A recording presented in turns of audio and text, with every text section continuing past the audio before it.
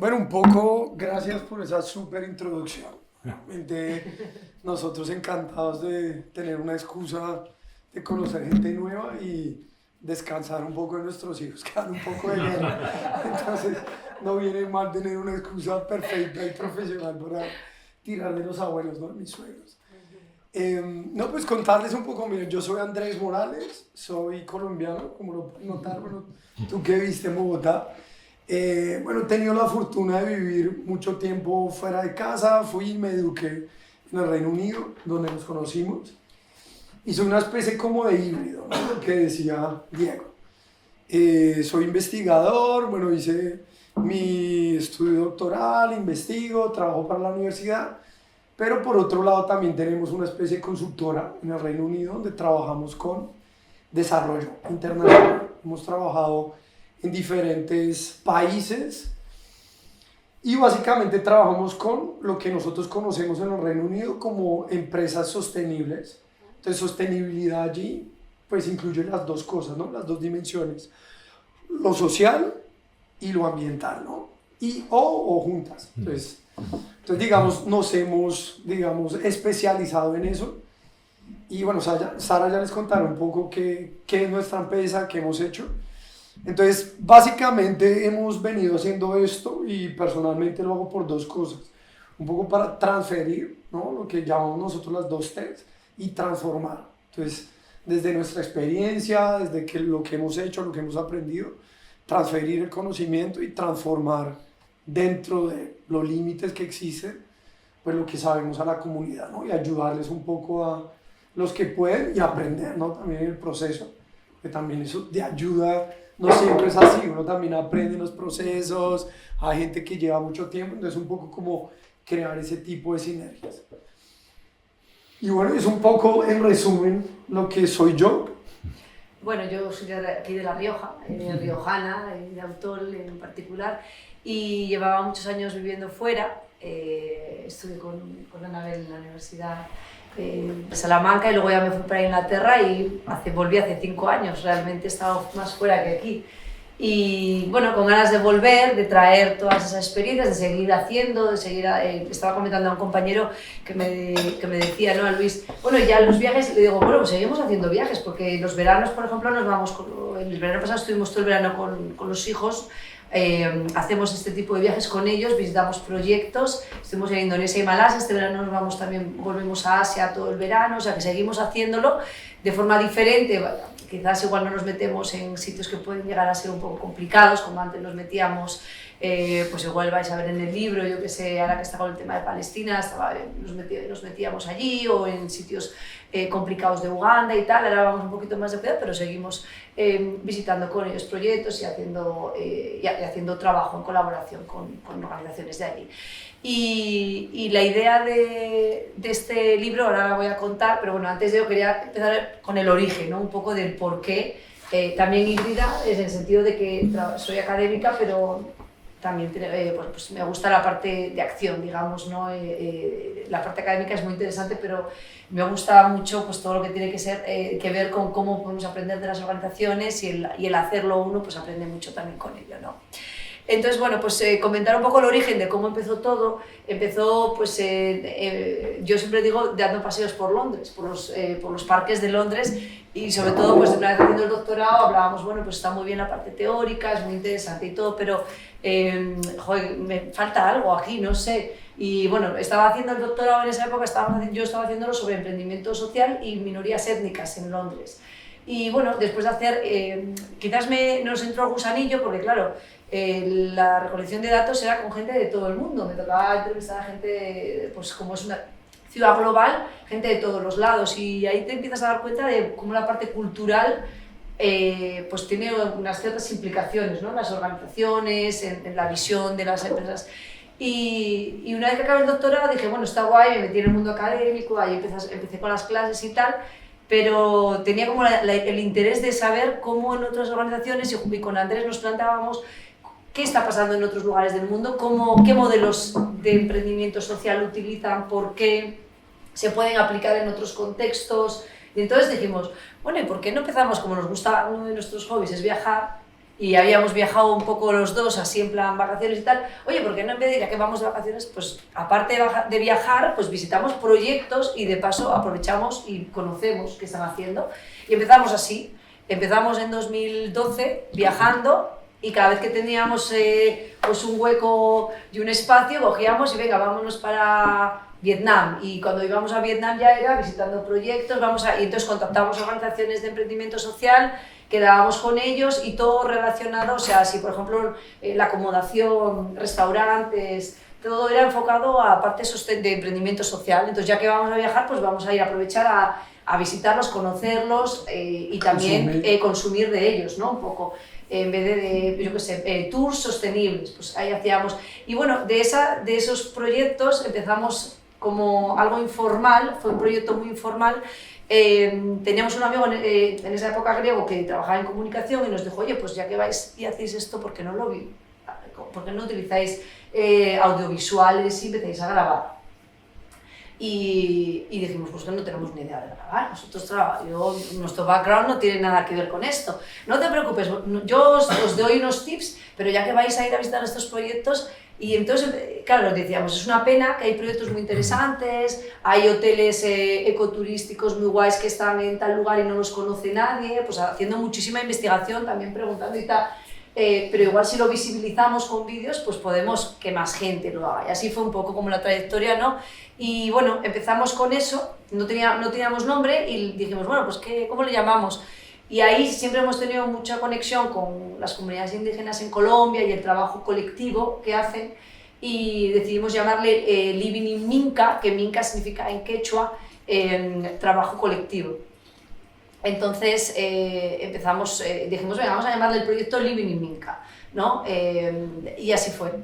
Y de ahí, bueno, pues empezamos eso, visitando, empezamos por Europa y luego ya nos empezamos a ir a Latinoamérica, Asia, África y bueno, íbamos cogiendo ahí destinos diferentes y visitando y bueno, pues al final esto es una adicción, ¿no? Digamos, porque es adicto a algo, ya quiere aprender, quiere conocer más gente y luego todo el impacto que conocíamos.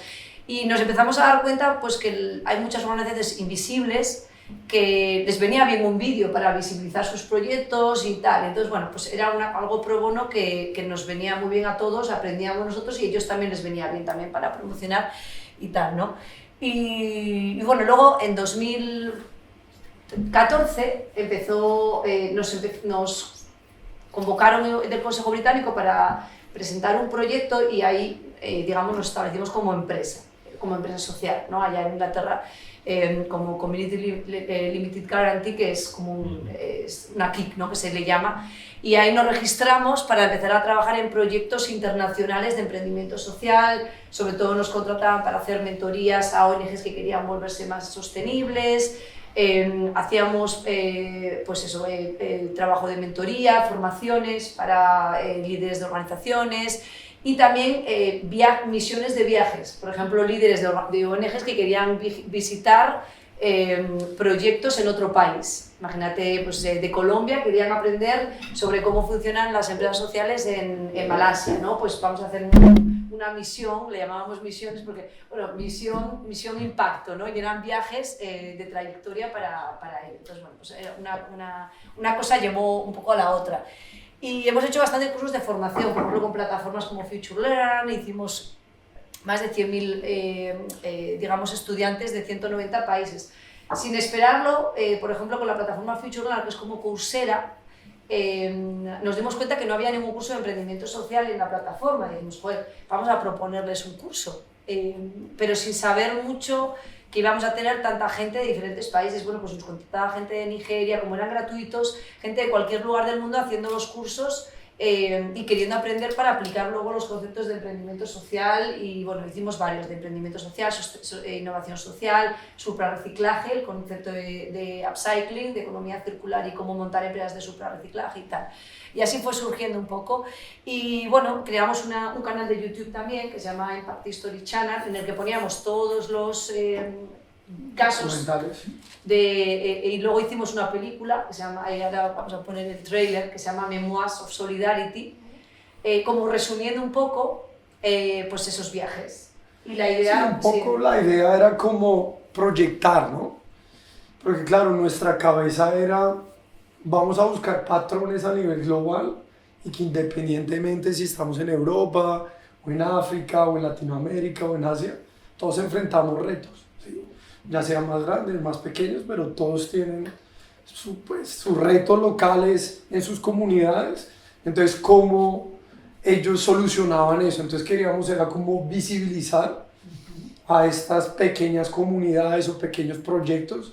Y claro, nosotros notábamos que normalmente en la literatura, en lo que leíamos y en lo que se veía en internet, siempre eran como súper grandes proyectos, ¿no? Mohamed Yunus, Grameen Bank. Sí, o aquí por ejemplo el Mondragón, ¿no? Un poco siempre así. se habla de Entonces, claro, y entonces un proyecto comunitario en un barrio, en un pueblo pequeño, pues nunca va a poder llegar así, ¿no? Pero claro, el impacto nos dimos cuenta que no necesariamente tiene que ser de números, ¿no? Sino de transformación. Entonces, claro, los documentales lo hicimos para ello y con los documentales fuimos pues, buscando un poco de visibilización, fuimos a festivales de cine, etcétera, etcétera. Y el cuento con la película, dijimos, bueno, vamos a hacer un largo, ¿no? Más o menos como 90 minutos, la verdad es que es muy largo. Y vamos a intentar, no lo vamos a proyectar, ¿no? Pero un poco vamos a poner dónde hemos estado y qué hacen, ¿no? Entonces nosotros preguntándonos, bueno, ¿qué podemos hacer? ¿Qué estrategia podemos para tener más audiencia? Pues resulta que nos seguía una actriz de Hollywood en Instagram, sí, así, porque hicimos un documental sobre elefantes y tal, y ella es súper animalista y tal. Sí. Entonces nosotros pues le preguntamos, oye, pues nosotros somos así una organización súper pequeña y estamos intentando pues visibilizar, ¿te importaría hacernos la voz? Y la chica dijo que sí, que no había problema, nos mandó 5 y tal, y nos grabó efectivamente lo de la película, sí, pero bueno, después aprendimos que no sirvió para nada, o sea, un poco buscando, ¿no? Salidas, como este tipo de estrategias de emprendimiento, ¿qué podemos hacer para un poco hacerlo viral y poder aumentar obviamente el impacto, ¿no? Sí.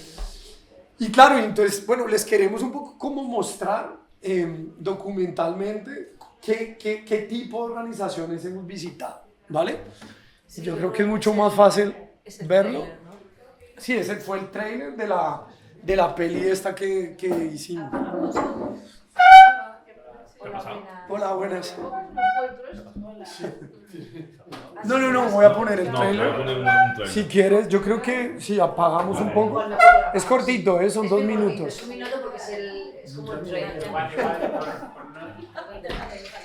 A ver. Bueno. Ahora sí. Está el picoteo para picotear, ¿eh? El sueño de los recicladores es permanecer en el oficio, tener buena remuneración, tener condiciones de dignidad en nuestro trabajo y poder hacer del reciclaje una empresa social que le dé beneficios a nuestras familias, pero también al país.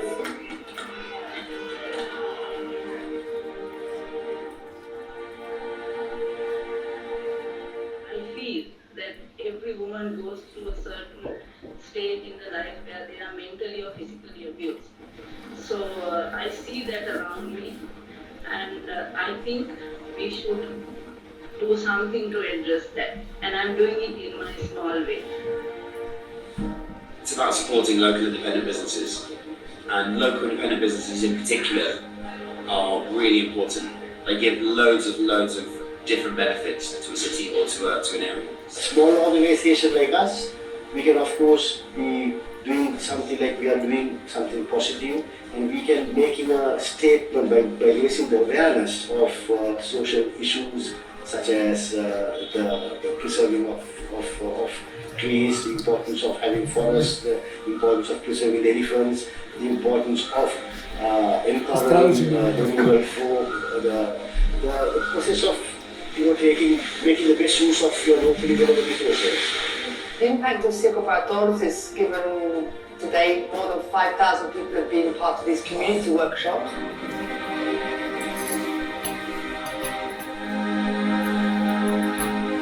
If you have a dream, just do it. Sí, un poco eso, si uno tiene un sueño que, pues hacerlo, ¿no? ¿Por qué Entonces, no? claro, va conectado con esto, ¿no? Al final era, ¿cómo podemos? Bueno, primero todo lo hacíamos en inglés, ¿no? Y claro, nuestra familia y todo el mundo, pero en realidad, ¿ustedes qué hacen? No sabemos, no podemos leer nada de lo que escribo, porque claro, pues al final vivíamos en el Reino Unido, un poco como la audiencia de la gente que pues habla inglés y tal. Entonces, pues recientemente Sara dijo, oye, pues ¿por qué no? Pues escribimos un libro en nuestra lengua para que por lo menos la gente de nuestra comunidad sepa quiénes son estas personas, a quienes visitan y todo esto, ¿no? Sí, bueno, la idea... Adiós, hasta luego. Y la idea fue un poquito por ahí, ¿no? Empezar a... también habíamos escrito muchos libros académicos, ¿no? Pero el mundo académico no llega a todo el mundo. Queríamos un libro sencillo, con casos reales de las comunidades y un resumen de proyectos interesantes que habíamos conocido por el mundo para que, pues la idea era otras personas conozcan lo que está pasando por ahí, quizás puedan ver, bueno, que estos modelos cómo se podrían aplicar aquí, se pueden aplicar, inspirarse y bueno, si van a esos países que vayan a visitarlos o que vayan a ser parte de algunos de los que vamos a mencionar, por ejemplo, ¿no? Una de las cosas más difíciles de escribir este libro para mí fue seleccionar de tantos proyectos cuáles. Porque claro, queríamos un libro sencillito para todos, para que la madre lo lea, la tía, la abuela, cualquier persona, totalmente opuesto a lo que estábamos acostumbrados a escribir académicos, sino muy sencillo, que un niño desde incluso hasta nuestro hijo lo puede leer, digamos, ¿no? De 8 años o 10 añitos, que tampoco es algo sencillito, explica un poco la historia detrás de estos proyectos, la historia de esas personas que los lideran, el por qué se montan, cómo se montan y cuál es su impacto, digamos, ¿no? Un poco resumiendo. Y la idea es poder inspirar a otras personas a darse cuenta que bueno, cualquier persona puede hacer un impacto en su comunidad y hacer algún proyecto. Lo hicimos en 14 países, de esos 40 escogimos 14 y como digo fue muy difícil escogerlos y también los proyectos porque dentro de esos países había muchos proyectos diferentes. Pero escogimos para tener una variedad diferente, por ejemplo, algunos temas tocaban relacionados con medio ambiente, otros temas de género, otros de derechos humanos, otros turismo alternativo, cada uno intentar traer un poco también variedad y algunos que yo creo que nos habían tocado, nos tocaron todos, pero yo creo que hay algunos que quizás te llevas ahí como en la mochila, ¿no? Y entonces yo creo que, bueno, pues algunos de ellos están ahí, pero ya digo que todos nos han impactado. Y vamos a contar, bueno, hoy 5 historias que lideran desde lo invisible y hacen un gran impacto. Son 5 historias, la última historia está relacionada con, pues el libro está disponible gratuitamente para cualquier persona, porque lo que quisimos es también cualquier persona lo tenga disponible. O sea, también mucha gente, profesores de las universidades o diferentes personas que conocemos a nivel académico nos decían es que yo lo uso para mis clases, los vídeos, pero si nos mandáis estudios de caso lo puedo utilizar y tal. Y entonces, bueno, los hemos escrito libre y gratuito en español y en inglés. Entonces, pues, en la red que tenemos, sobre todo esos profesores los buscan y les hacen falta para enseñar sobre organizaciones sostenibles y eso les viene genial. Pero los decidimos sacar a la venta por Amazon para apoyar un proyecto que nos ha marcado mucho, que es el último que mencionaremos, y entonces todo el dinero que saquemos de la venta va destinado a este último proyecto, que es una escuelita de emprendedores sociales jóvenes en Uganda. Entonces ellos necesitan dinero para emprender, evidentemente les dije, venga, pues vamos a hacer una cosa, vamos a ponernos en Amazon y los que vendamos, pues para vosotros y para ello, pues 2-3 proyectos que puedan financiar y que empiecen bueno, lo han ido haciendo, sobre todo lo han hecho con donaciones siempre de Inglaterra y bueno, pues para apoyar también el proyecto que tiene, que es bastante chulo, que ahora hablaremos de. Bueno, yo hablaré de mi tierra, ¿no? de mi tierra querida, que aparte fue interesante porque este proyecto lo conocí porque ellos son como lo que técnicamente se conoce como una ONG con un brazo comercial, ¿vale? Entonces ellos tenían la fundación en Colombia y tenían su brazo comercial constituido en Inglaterra. Entonces ellos básicamente hacen circo, ¿sí? Hacen un circo contemporáneo, ¿vale? Mucho más moderno, está súper bien, ¿no? Un poco con ese concepto de... Entonces, claro, investigando dijimos, pero es perfecto lo que necesitamos. Entonces, pues hicimos un documental sobre ellos y en qué consiste. Resulta que el fundador de Circolombia se llama, o sea, ellos se llaman Fundación Circo para Todos y su brazo comercial se llama Circolombia. Entonces, Circolombia es como la empresa circense, la que va por el mundo, hace espectáculos, cobran por ello y el beneficio que obtienen lo reinvierten en Fundación Circo para Todos.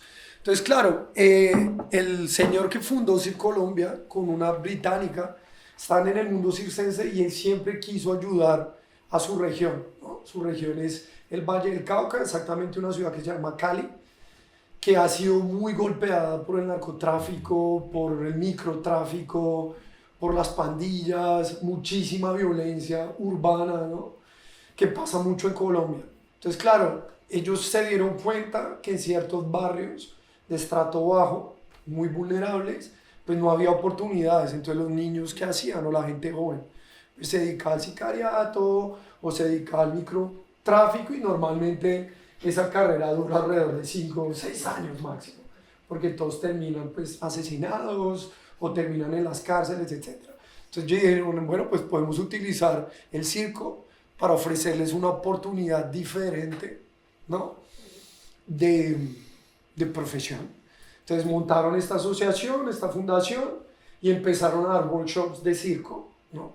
Pero claro, ellos dependían mucho de donaciones, ¿sí? De empresas que tenían igual RCCs o de pronto de donantes que tenían dinero y, bueno, y dijeron, bueno, pues necesitamos dinero sostenible para poder seguir haciendo este impacto. Entonces montaron Circolombia, la hicieron en Inglaterra un poco para poder viajar en Europa y en otras partes del mundo y empezaron a generar dinero y la volvieron a traer. Bueno, en fin, el impacto fue interesante, no quiero hacer un spoiler porque está en el libro, pero han reclutado, pues han pasado más de 5.000 niños o jóvenes en este proceso y muchos de ellos se han dedicado a la actuación, al baile, a la danza o al circo, no necesariamente Circolombia, sino otro tipo de circos, ¿vale? Entonces es una de las historias. Bueno, pues este proyecto que se llama Assisi Life, está basado en Ruanda, es un país muy interesante. A mí me sorprendió cuando viajamos, porque veníamos de Uganda y íbamos en autobús y no sabíamos qué nos íbamos a esperar, la verdad. Nosotros hemos viajado mucho a la aventura, ¿no? Entonces, bueno, pues veníamos de Uganda donde no está nada ahí asfaltado, es un caos, pero un país hermoso, pero un poco caótico, digamos, si lo comparamos, ¿no? Con otros contextos y tal. Y cuando llegamos estaba todo muy organizado, nada de lo que teníamos en la mente, digamos, de la visión de Ruanda, ¿no? Pero sí se notaba la tensión de pues, el genocidio que vivieron pues en el 94 con los Tutsis y Hutus. Entonces ahí se notaba un poco la tensión. Y bueno, el proyecto que presento aquí se llama Assisi Life, es una empresa social que lo que hace es trabajar con cooperativas de artesanos. Lo bonito de este proyecto es que la gente de una comunidad como de la otra, de los Tutsis y los Hutus, se juntan, trabajan en conjunto para crear artesanías diferentes. Y Assisi Life es, digamos, el brazo comercial que crearon para vender todos estos productos y exportarlos pues al extranjero. El creador, digamos, es una pareja, ella es de allí y el marido es inglés, ¿vale? Y bueno, pues evidentemente lo han hecho perfecto, el match perfecto, porque ella entiende muy bien su contexto, entiende la realidad y él entiende muy bien todo lo que tiene que ver con la parte de comercialización, con el tema de ventas en Inglaterra, calidad. Y la verdad que los productos que vende, que normalmente este tipo de empresas, pues a veces vemos artesanías que dices, bueno, es que esto no lo venderían igual en otro país, pero en este caso, por ejemplo, Assisi Life tiene unos productos de alta calidad y exportan pues, a nivel internacional. La verdad que les ha ido muy bien. trabajaban, cuando fuimos en esa época, con 5 cooperativas de artesanos por el país y han ido ampliando y les ha ido pues muy bien. Otra cosa que me impresionó mucho cuando estuvimos allí con ellos, justo nos tocó en el viaje, no sé si te acuerdas, la parte del Memorial Week. Y esas, Memorial Month, hace un mes de memoria en el cual no importa dónde estén, van a parar el trabajo y ese mes van a reunirse todos juntos para hablar sobre lo que pasó y trabajar en la reconciliación. O sea, es un proceso súper bonito. Yo no había visto algo así. La verdad que me impactó muchísimo porque dedican un mes al año como para trabajar ese sentimiento pues de paz y tal, porque bueno, pues no pasó hace tanto y las familias... ¿Cómo lo hacen? Sí, tienen un líder como comunitario en diferentes pueblos y hacen como charlas entre ellos. Hacen como gathers, sí, como encuentros y entonces como que lidera una persona y van hablando como lo que sintieron, cómo se sienten, las personas que faltan. Por ejemplo, pues, mi madre murió, mi tía, mis hermanos, es que hubo... los vecinos asesinaban a los... O sea, bueno, ya sabes lo que pasó. Entonces, la gente lo que hace es una especie de terapia grupal en la cual hablan durante un mes, todos los días se encuentran un momento de trabajo, paran. O sea, ese mes, ¿te acuerdas? Fue para nosotros incluso hasta complicado el estar allá con ellos grabando y tal, porque paraban y era muy importante para ellos esa parte. Y luego también, por ejemplo, para visitar los lugares mantienen todo tal y como está, o sea, donde pasó el genocidio, tienen las iglesias con ropas y todo tal y como lo han dejado intacto. Y luego tienen un museo en la capital que es bastante impactante, también duro, porque bueno, cuenta toda la historia y tal, y luego el papel que jugó pues la parte extranjera, ¿no? Que todos lo sabemos. Pero bueno, ahí yo creo que sí le dan duro y yo creo que es también de las pocas veces que uno ve un museo en el que también se ve como la parte extranjera ha tenido una influencia pues negativa en lo que pasó y el por qué. Cuenta toda la historia y no victimiza a un lado ni al otro, que puede pasar en muchos conflictos, sino que los trata a todos de víctimas y habla un poco sobre lo que fue pasando. O sea, el caso a mí me gustó mucho y también por ese lado que tiene de reconciliación, de trabajo, de perdón, ¿no? de la importancia del perdón. Y cómo, ¿no? Como el concepto de cooperativa, ¿no? Intenta unir por un fin último, porque al final son familias, digamos, pobres, que necesitan obviamente tener una especie de supervivencia.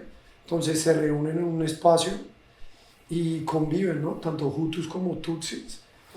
Y es interesante ver el punto de vista de las víctimas, ¿no? Por ejemplo, nosotros entrevistamos a un par de ellas y una señora que obviamente le asesinaron a su familia decía que ella quería terminar ese ciclo de violencia, ¿no?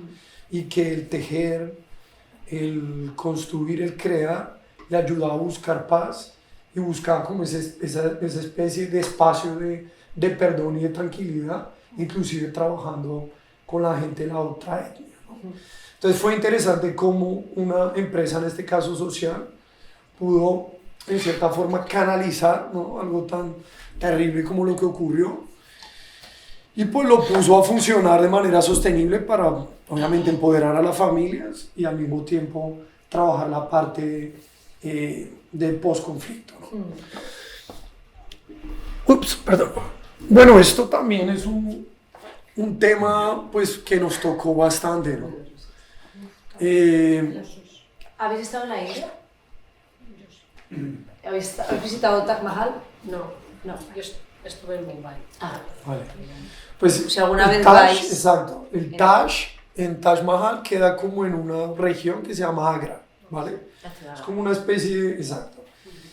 Y nos encontramos con este café, ¿no? En Agra, ¿vale? Claro, digamos, en la cultura india es enorme, ¿no?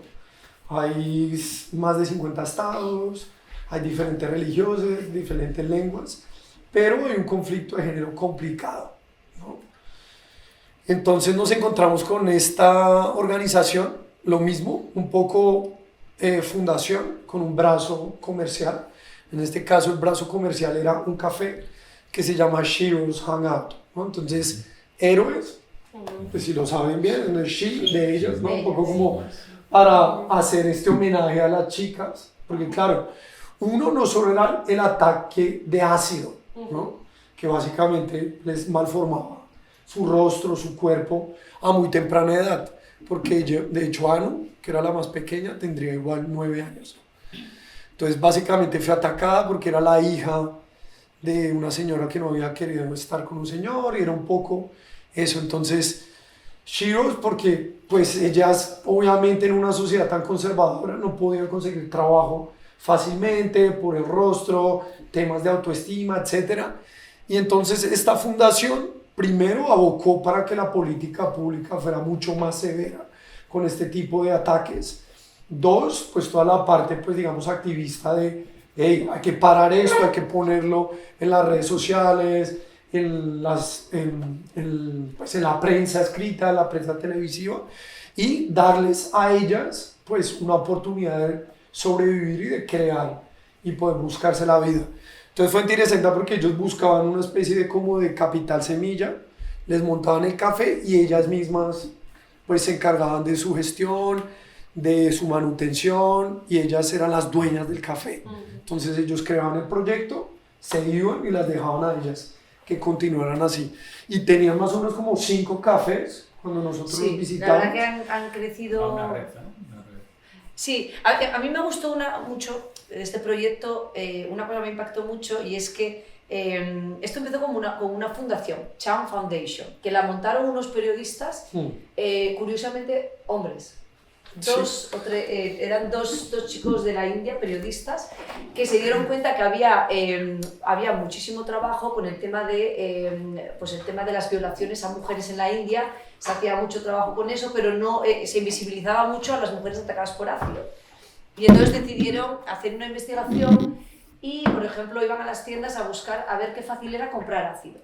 Y era pues como comprar una botella de agua, prácticamente. O sea, cualquier persona podía ir a la tienda a comprar ácido. Y bueno, pues a nivel penal no había penas duras, o sea, prácticamente no se les metía a la cárcel a las personas que agredían.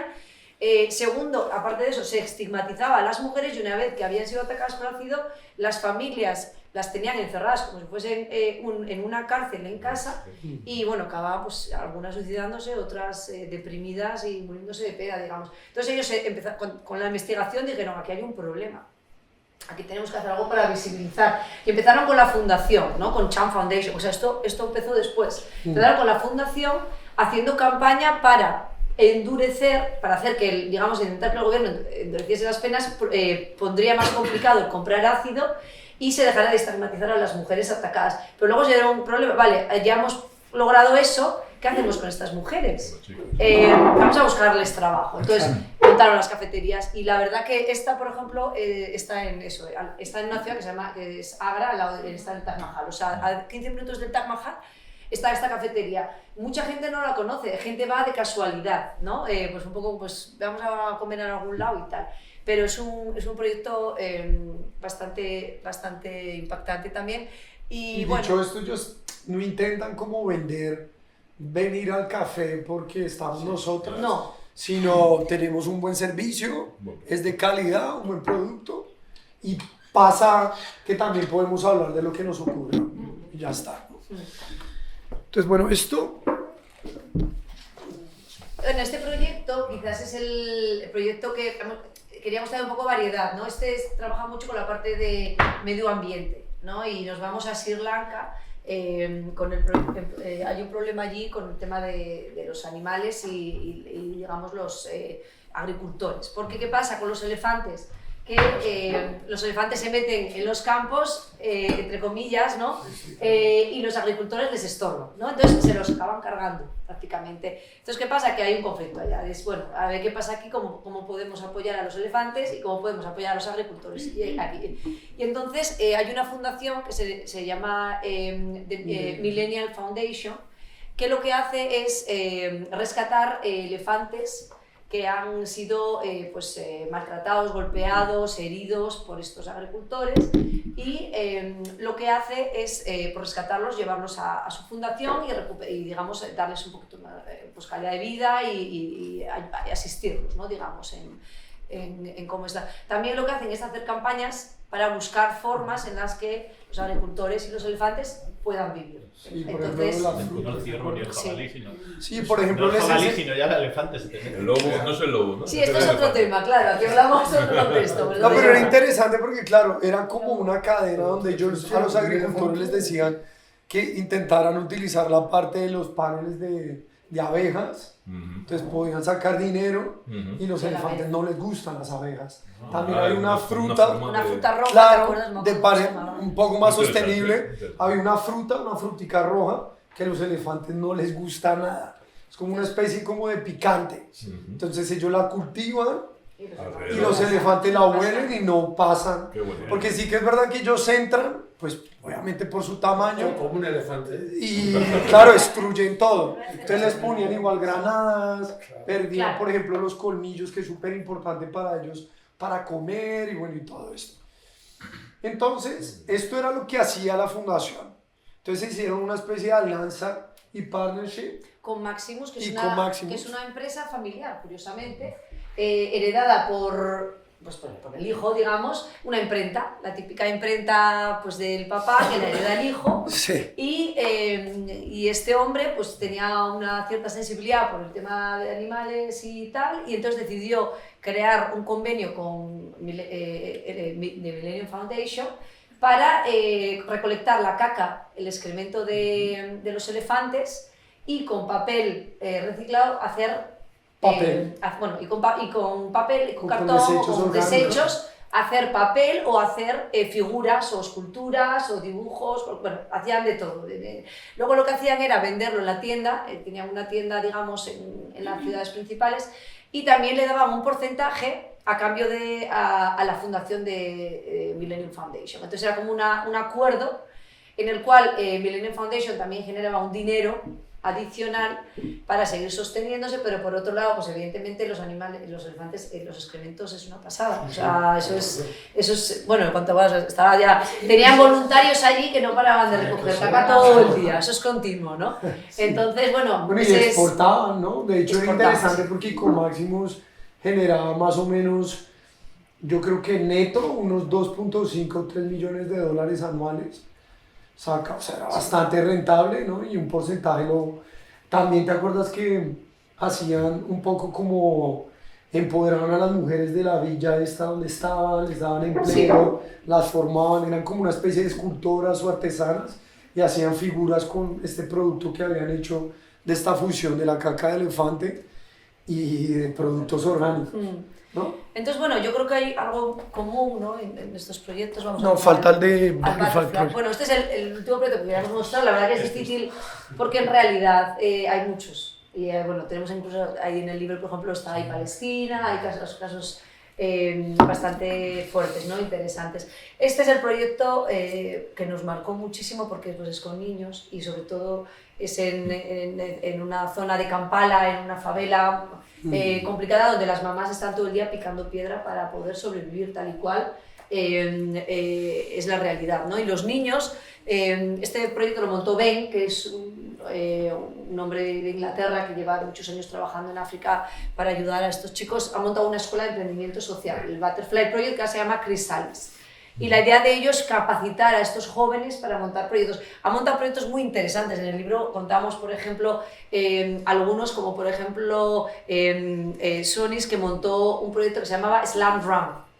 Y fue llevar las carreras de competición, los maratones a su barrio. a las zonas, a las favelas, porque siempre está relacionado el tema de correr, fitness y maratones a, bueno, pues New York, London, bueno, los sitios así. Y entonces dijo, bueno, ¿por qué no hacemos un proyecto en el que la gente corra en nuestras favelas y generamos fondos para la escuela y tal? Bueno, pues como ello, ha habido muchísimos proyectos que han pasado por la escuela de niños que se les ocurren soluciones, por ejemplo, para que las madres dejen de picar piedra y vamos a hacer esto, vamos a hacer lo otro. Se han hecho muchísimos proyectos, ¿no? También lo que hacen en esta escuela es también apoyarlos en la parte educativa. Les dan dinero para estudiar. O sea, que muchos de ellos han acabado pues con grados, másters en la universidad en Uganda y algunos incluso hasta afuera. O sea, que el proyecto es la verdad que muy bonito y que les apoya en ello. Bueno, pues por eso quisimos apoyarles, porque dijimos qué bonito la idea de poder apoyar, porque aparte trabajan para el emprendimiento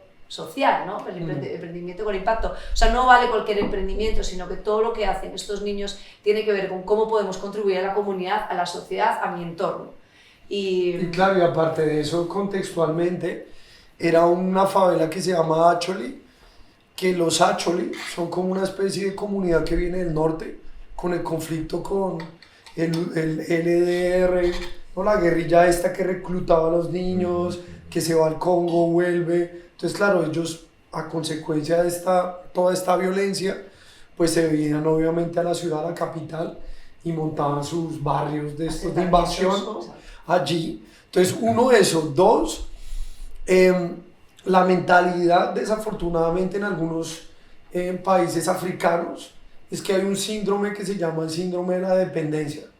Llevan muchísimos años después de la época postcolonial, pues con ayudas y todo esto. Entonces, básicamente, hay una sociedad desempoderada, porque ha estado acostumbrada a recibir ayudas, a hacer esto y lo otro. Entonces, claro, este tipo de oportunidades de que los niños emprendan es difícil, porque la mentalidad es, vamos a buscar una organización en Europa, en Estados Unidos, en Australia, que nos ayude, ¿no?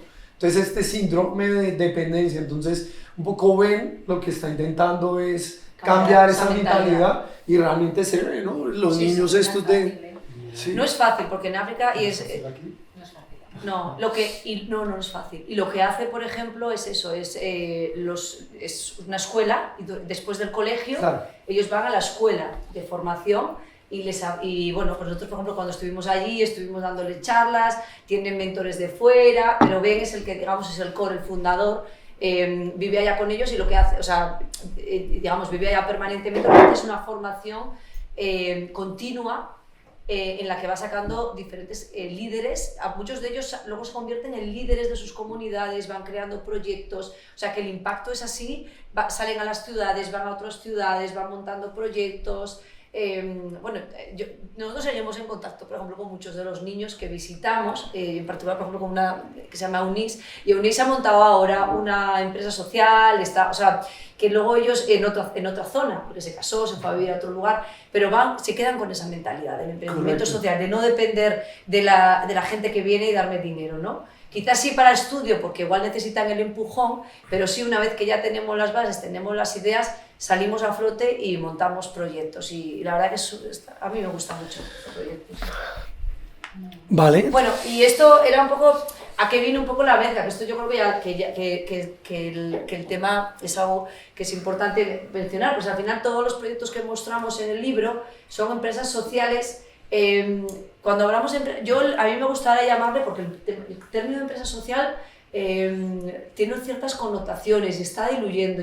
A mí me gusta más organizaciones con propósito o incluso organizaciones sostenibles o de impacto, porque bueno, en el fondo, ¿cuál es la diferencia? Pues que no dependen de fondos, ¿no? O que puede ser un porcentaje, pero no el 100%, depender de dame Estado o dame donaciones, sino que dicen, ¿cómo nos buscamos la forma de no tener que depender 100% de esto? Y la diferencia con una empresa tradicional es que el objetivo de esa organización que montas es para tener un impacto social o ambiental. Puedes generar dinero, pero tu objetivo principal es ese. Entonces, yo siempre digo, hay mucha gente que me dice, pero ¿cómo no sabes? A ver, esta empresa tiene, no sé, Corporación Social, Responsabilidad Social Corporativa y tal, ya, pero ¿su objetivo cuál es? ¿Ganar pasta? Bueno, pues entonces en realidad esto no es una organización de impacto, ¿no? Porque tienen un porcentaje, vale, mejor eso que nada, pero su objetivo principal no es montar. Entonces todos los proyectos que hemos mostrado, su objetivo fue, digamos, crear algo para resolver un problema que había. Puede ser, por ejemplo, con las mujeres de ácido, puede ser, por ejemplo, en Palestina, que debería ser caso cuando descargues el libro, por ejemplo, de visibilizar la zona de West Bank, de Gaza, para que la gente conozca un poco, bueno, ahora está la cosa complicada, pero bueno, cuando estaba más tranquilo, para que la gente conozca la otra Palestina, ¿no? Que no la estigmatizada Palestina que se mostraba, ¿no? Sí, o sea, en realidad el dinero es una herramienta, pero no el fin, ¿no? Sí, un poco para autosostenerse y no lo que hablábamos anteriormente, poder ser Los proyectos autónomos, necesitan ser sostenibles, claro. y sí. claro, y ahora lo hemos visto un poco que es mucho más contemporáneo todo el tema de los USAID Cuts, ¿no? Que ya no hay ayuda en muchas organizaciones que no saben qué hacer. ¿Por qué? Porque se acostumbraron. Entonces, digamos, hay un espectro que siempre han intentado emprender, pero su objetivo ha sido social. Y bueno, al final a nivel, por ejemplo, en Inglaterra, ya de hace bastantes años el gobierno dijo a las fundaciones, les dijo, os doy 5 años para que os busquéis la vida y os volváis organizaciones autosostenibles. Pero no los acompañó, ¿no? Sí, acompañándonos, claro, con apoyo, capacitación y tal. Profesionalización. Les digo 5 años para que cambiéis el chip.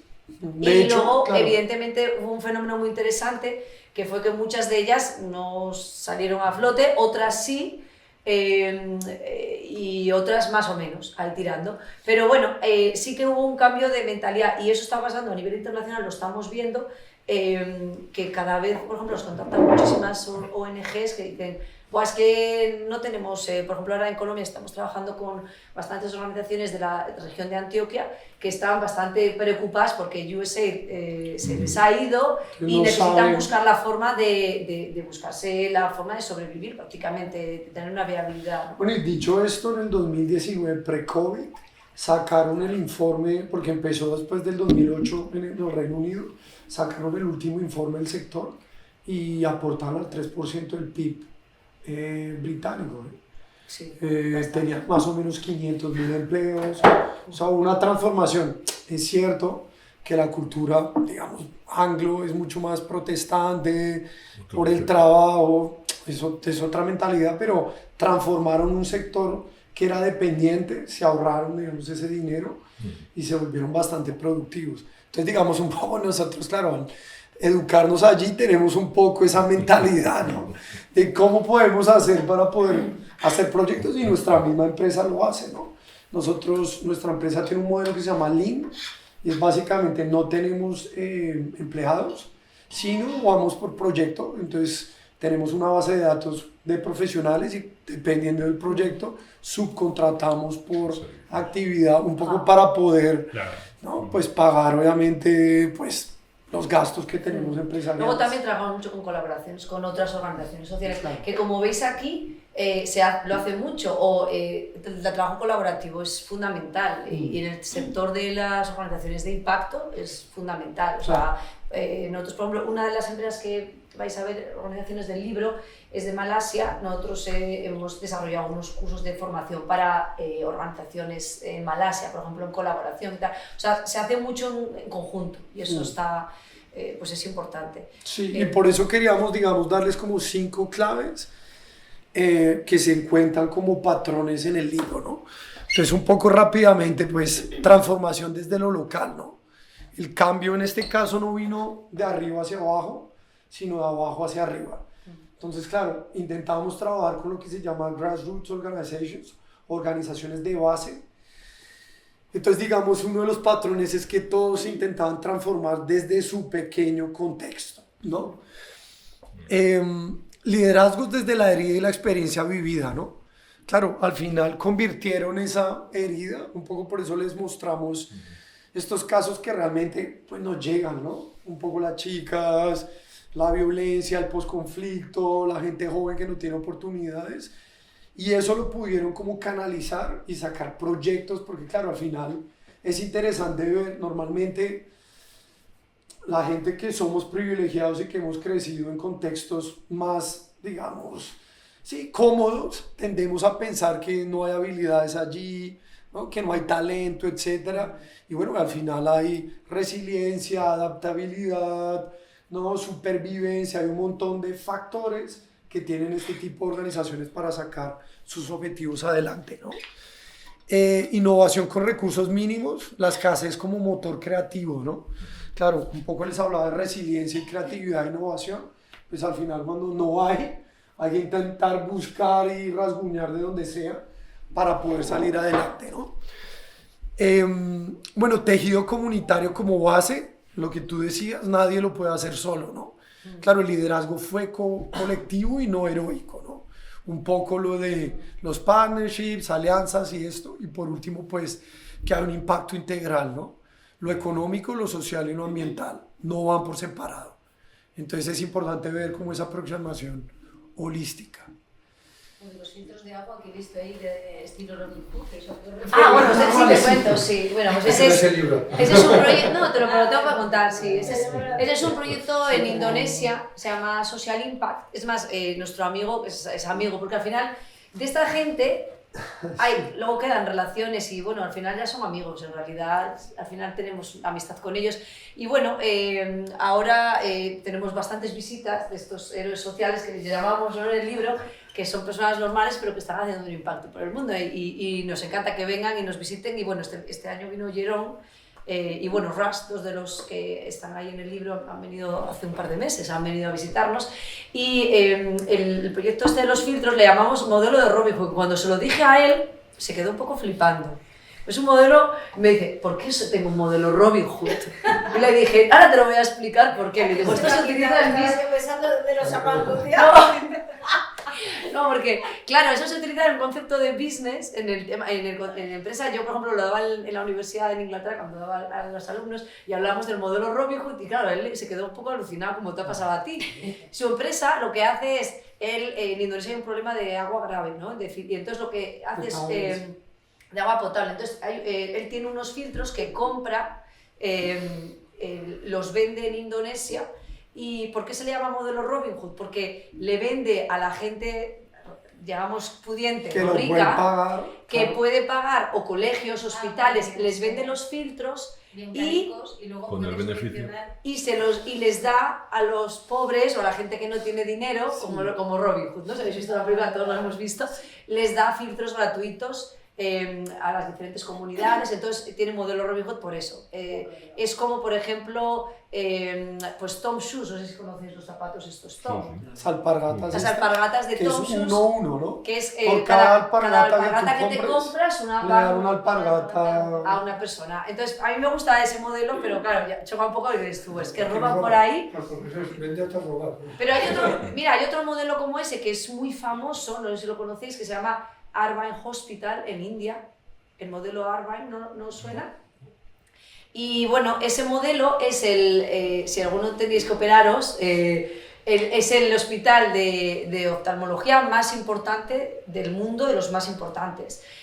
Porque los doctores que trabajan ahí en ese hospital se han formado en Estados Unidos y lo que hacen es utilizar el modelo Robin Hood. La gente viene de cualquier lugar del mundo a operarse allí. Porque principalmente es muy de calidad. Porque es de calidad, porque todos los doctores vienen formados de Estados Unidos y lo que hicieron muy inteligentemente es todo lo que eran las operaciones. Yo no soy muy experta en esto, pero por lo que yo leí y tal del caso, antes producían las lentes y tal que les ponían en las operaciones, las cogían de Estados Unidos y lo que hicieron, vamos a crear aquí, vamos a manufacturarlas aquí en la India y las de calidad y las... Entonces, bueno, ellos tienen el hospital montado. La gente de todo lugar, de todos los países van a operarse allí y tienen una sección en la que van a las zonas pobres a operar a gente, sobre todo el problema de cataratas, que es muy grande en la India, les operan de forma gratuita. Sí, Otro modelo de Robin Hood. O les dicen que paguen lo que puedan. Sí, o les dicen que paguen lo que puedan. ¿Cuánto tienes? 5 rupias. Vale, un poco como para evitar eso de dependencia también. Un modelo muy americano también, que lo utilizan mucho, ¿no? Paga mucho, que tienes mucho. Exacto, sí. O sea, técnicamente eso se llama como modelo de tarifas cruzadas, pero claro, uno es calidad, ¿vale? Los filtros, por ejemplo, es interesante porque son 2 cubos, tienen un charco, ¿cómo se llama? Un filtro, que es muy bueno, no dejan que las bacterias entren, y sí que es verdad que el agua es súper consumible, perfecto, aparte menos plástico, o sea, tiene como todo, ¿no? Impacto social, dura hasta 3 años el uso, y el filtro no es muy vale, costoso, sí, vale como $20. $20 claro, el filtro $20 y 8, para una familia. $8 es renovar el filtro cada 3 años, o sea que es muy sostenible. Muy sostenible. Entonces, bueno, yo cada vez que íbamos, por ejemplo, a cualquier hospital, colegio, restaurante, ves los filtros. O sea, los tienen, digamos, por toda Indonesia, sobre todo por la isla de Bali, porque Indonesia es gigante, ¿no? Pero bueno, en Bali y en Lombok, que es donde más trabajan, allí tienen todos los filtros y, bueno, pues por las comunidades los reparten porque hay un problema bastante grave. pero... Y bueno, aquí, bueno, igual esto lo compartimos, puedes compartir tú en correo, entonces un poco aquí tenéis para descargar el libro gratuito, si queréis colaborar al Butterfly Project, pueden comprar el libro en Amazon. Y pues suscribirse a nuestro canal, que ahí tenemos un podcast, tenemos el podcast también en español. Sí, también iba a contar hay eso, documentales. que bueno, hace 2 años empezamos con el podcast en inglés y este año, pues yo le dije antes, joder, hay mucha gente que me está diciendo que no, que quiere escuchar a gente que está haciendo impacto, pero en español. Entonces empecé en enero recién a hacer el podcast en español, entonces bueno, pues estoy entrevistando a gente que hace impacto en España y en Latinoamérica, o cualquier persona que hable español, digamos, que pueda hacer el podcast en español. Y bueno, están surgiendo temas muy interesantes porque vamos visibilizando un poco también a gente que está trabajando en temas de impacto, de sostenibilidad. No tienen que solo ser personas que han creado proyectos, pero gente que sepa, que está envuelta en el tema, para mostrar, ¿no? Y para gente que esté interesada en esta temática lo pueda verla. Sí, como un poco lo que ustedes hacen en Más Planeta, exacto, muy similar, muy similar, tipo podcast. Pero digamos online. Y bueno, eso es un poco aquí, la verdad que en el libro aquí hay más casos. Sí. Es difícil quedarse con alguno, pero bueno, estaba pensando... así cambiarse un poco el chip también, ¿no? Sí, bueno, eso es un tema que estamos haciendo ahora, sí. actualmente. Uno de los trabajos que estamos haciendo es, estamos empezando a pilotar, a integrar un proyecto en Logroño, en el colegio en el que están nuestros hijos, que trabajamos con sostenibilidad financiera y estamos metiendo Economía, que ahora tienen todos, economía, pero economía y organizaciones de impacto. Pero Entonces, de niños de 6 a 12, básicamente más pequeños, aprendiendo de economía y sostenibilidad, jugando a través de historias o a través de actividades, porque pues más o menos investigando y con base a nuestra experiencia, bueno, ¿por qué no empezar antes? Como cuando uno aprende a nadar o aprende a montar en bici, pues un poco como sembrar esa semilla, ¿no? sí, Lo pilotamos este año y sí, está... por ejemplo, en las charlas que estaba diciendo, pues estos 2 compañeros, el de Malasia e Indonesia, vinieron al colegio, luego hemos hecho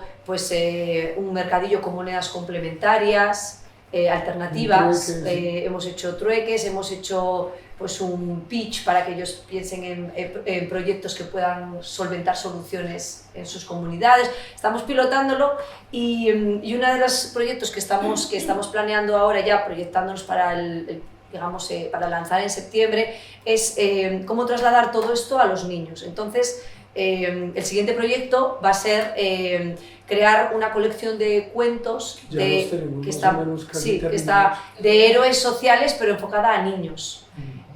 Para que los críos empiecen, porque bueno, pues hemos ido viendo pues a través de las actividades que hemos ido haciendo en el colegio, la respuesta, el interés, las ganas, y bueno, vamos a empezar con la colección de libros enfocada a mostrar casos de gente que ha hecho proyectos de cambio, pero pues evidentemente con una vista hacia los niños. Entonces tenemos pues un grupo de profesores, gente, pues nosotros trabajamos más en el ámbito universitario, la parte de pedagogía infantil no la conocemos, pero bueno, tenemos un equipo ya que nos está ayudando también en cómo transmitir a los niños, porque eso da una audiencia totalmente diferente que hemos ido viendo.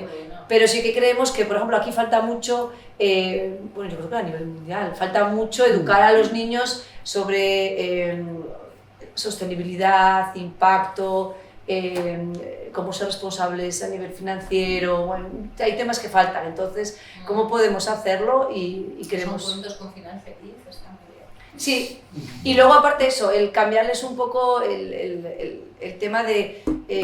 pues vivimos con todos los medios de comunicación muy negativo todo, ¿no? O sea, es como encender la televisión es un poco deprimente, no todo negativo, pero bueno, hay historias bonitas, hay gente que está haciendo cosas guays, ¿por qué no mostrarlo? ¿Por qué no que la gente sepa lo que están haciendo por el mundo? No todo es malo. ¿No habéis propuesto a telediarios, sitios así, que 1 minuto, 2 minutos de buenas noticias, no sé? Pues todavía no, bueno... Mira, había una cosa en Colombia, yo lo intenté hace años, de acuerdo, si te acuerdas tú, con una amiga que trabaja en televisión, ¿te acuerdas de María Cuevas? tú la conoces. Bueno, es una amiga de toda la vida que trabaja en televisión en Cataluña. Y bueno, en Colombia había un programa que a mí me gustó mucho, que era que cogían a una persona famosa y esa persona famosa iba a un proyecto social o algo que estaban haciendo tipo a esto y grababan a esa persona en ese proyecto y como que tenían bastante tirón. Y bueno, lo propuso. Yo me acuerdo que se lo mandé, ella lo propuso y tal, y como que no les interesó, digo, bueno. Pero bueno, hay cosas que se pueden seguir haciendo, es difícil, pero en Colombia... Por las redes sociales yo creo que... Sí, redes sociales ellos se mueven más. Sí, en redes sociales y tal. A ver, yo siempre digo que esto es un nicho, o sea, es un mercado, pero se puede ir poco a poco moviéndolo. Yo creo que los niños también es una esperanza ahí que tenemos, ¿no? Con la gente joven, pero también con los mayores, sí. Yo soy profesor de secundaria y es cierto que muchas veces estos proyectos, estas iniciativas, hay un atractivo en sembrar esa semilla, ¿no? En los niños, y es súper interesante, pero yo me suelo encontrar en la secundaria, que es una edad más difícil, la adolescencia, un alejamiento total sobre todo tema social, de solidaridad, y creo que ahí hay un campo también importante que trabajar, ¿no? Que abonar, el de la adolescencia. Correcto.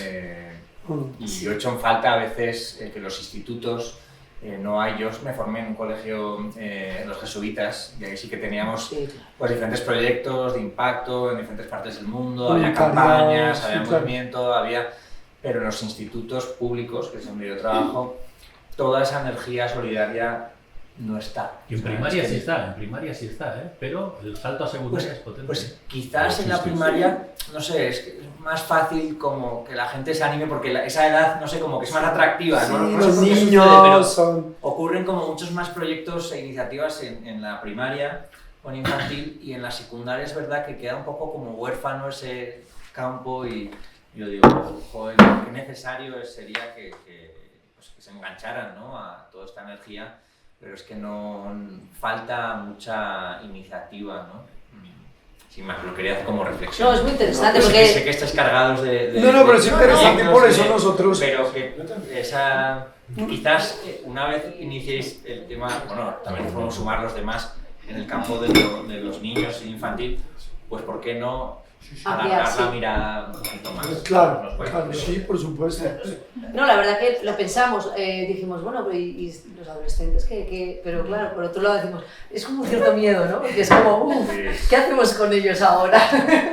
Es una edad complicada, pero como dices tú, tocaría trabajar de la mano con profesores que estén con ellos, porque es una edad que tenemos que saber cómo trabajar con ellos.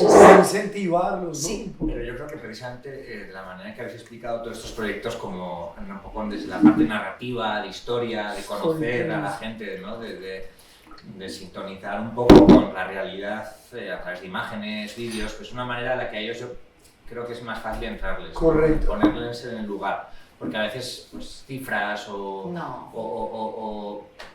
un análisis más abstracto pues no les llega, ¿no? Al corazón, y al final hay que tocar un poco 100%, mira, de hecho nosotros nos dimos cuenta que la nueva generación, con la generación, ¿cómo es que le dicen a esta nueva generación? La generación alfa.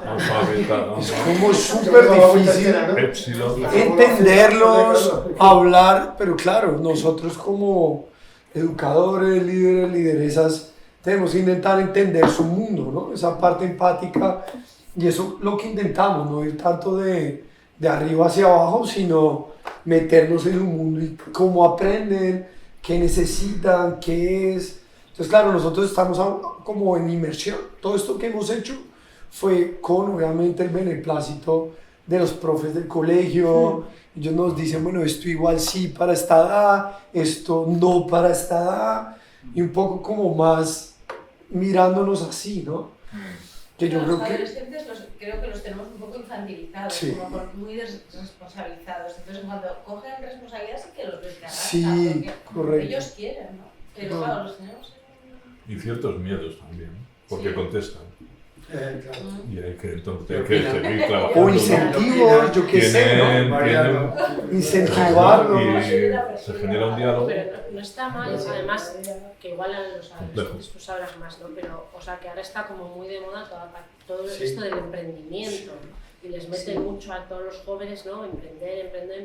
Estaría, que yo creo que es un tema que les puede interesar, pero estaría muy interesante que vean que hay un emprendimiento social, que no es solo, correcto, ¿no? El capitalismo ahí a saco, y eso es que les puede interesar, porque la parte de emprendimiento o sea, se la están machacando todo el día, y se la están metiendo a esto. Tiene nuestro nombre, ¿no? La competencia... Sí, eso es cierto. Entonces, yo creo que igual hay otros temas del ámbito social y eso que les cuesta más. Yo trabajo en Médicos del Mundo y además que imagínate, hablamos de prostitución y trata, claro. Pero estos temas yo creo que puede ser algo que les pueda interesar, ¿no? Aparte de eso, que puedan interactuar con los Uganda, o sea, con los correcto, allá, que puedas hacer, ¿no? Claro. Que haces cosas de tú a tú también. Claro. Y aparte de eso, el efecto, ¿no? Yo creo que, bueno, tú que eres psicóloga, de autoestima, ¿no? De tú tener ese poder de transformar, es súper importante para un individuo, ¿no? Sí, y además es la fase en la que ellos están formando ¿no? Se están diferenciando de los adultos y están formando su propia personalidad, y el hecho de que ellos tengan ese poder de decisión y de cambiar cosas forma parte también de que ellos son diferentes, ¿no? Y están dando un paso diferente. A mí me parece que es una época que va a mostrar cierta distancia, pero en el momento en que se les ve que también es una época donde explosiona su creatividad, ¿no? Ellos tienen su propia opinión que dista mucho de nuestra mentalidad en base a nuestra generación, y eso es lo que nos puede dar inseguridad. Si igual también nosotros, la forma de acercarnos a ellos no es tanto desde están distanciados, ¿no? Sino que igual tienen otra forma de ver, también facilita esa entrada. Y luego a mí me venía que ya estáis entrando en la primaria, entonces ya estáis haciendo esa base, luego esos niños van a ser adolescentes. Si empezamos desde ahí... Sí, por eso nosotros lo investigamos, ¿eh? Hicimos un poco como mirar por rangos, ¿no? De 6 a 12, de 12 a tal, y nos dimos cuenta que toda la parte de educación financiera y todo esto es súper poca, ni en Finlandia. O sea, hablábamos con unos colegas en Finlandia y nos decían que en el currículum está, pero en la realidad no lo aplican, ¿no? Y otra, claro, entonces un poco es cómo pueden, claro, digamos, nos hemos aliado con un colegio Montessori, que los niños aprenden jugando. Entonces ellos realmente no se dan cuenta que están aprendiendo eso, ¿sí? O sea, por ejemplo, hicimos la actividad del trueque, y bueno, nuestro peque tiene 7 años, trajo 3 cosas, los cambió por otras cosas. Entonces un poco el valor, ¿no? Entonces, digamos, presentándoles ciertas cosas, les decíamos que con las ideas que ellos tienen pueden cambiar el mundo, ¿no? Entonces las charlas, y aparte, nosotros somos profes de gente adulta, y ver cómo piensan, ¿no? Tú que trabajas con ellos, es increíble, es un universo que no, nunca, ¿verdad? Sus la ideas... creatividad que tienen para crear, yo digo, uff, qué potencia tienen estos niños para crear cualquier cosa, es que tienen unas ideas brutales, no tienen miedos, ese es un tema muy importante. Y límites. Que no tienen miedos, porque yo creo que el adulto tiene muchos miedos, y el emprendimiento, por ejemplo, siempre se habla, ¿no? Del emprendedor, llamémoslo social o emprendedor. Uno de los primeros requisitos es que no tengas miedo, ¿no? Y entonces digo, pues esto es perfecto para los niños, en realidad, es que los críos no tienen miedos. Ahí es donde tienen que empezar a... Sobre todo el puesto de pelo largo, ese no tiene miedo.